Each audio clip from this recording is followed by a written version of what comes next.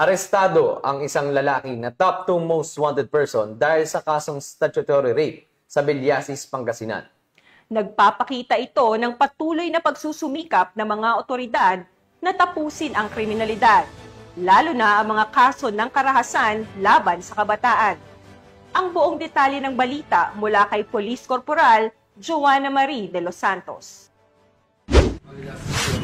Arestado ang lalaking ito na tinaguriang top 2 most wanted person sa ikinasang manhunt operation ng Villasis Police Station sa Barangay Poblacion Zone 1, Villasis, Pangasinan. Kinilala ni Police Major Edgar Alan G. Sirquiña, Chief of Police ng naturang istasyon ang suspect sa alias Jojo, 35 anyos, isang helper at residente ng Barangay Kapulaan ng Bayan ng Villasis.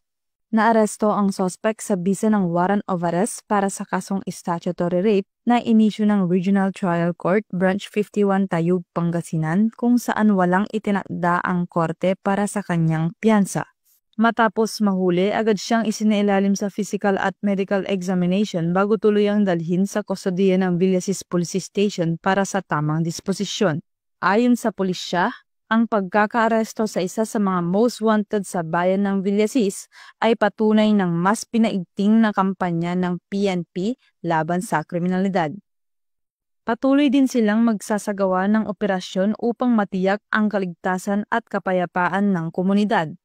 Dagdag pa, hinihikayat din nila ang publiko na makipagtulungan at magsumbong ng mga impormasyon hinggil sa mga iba pang wanted person upang mas mapabilis ang pagpapatupad ng hustisya.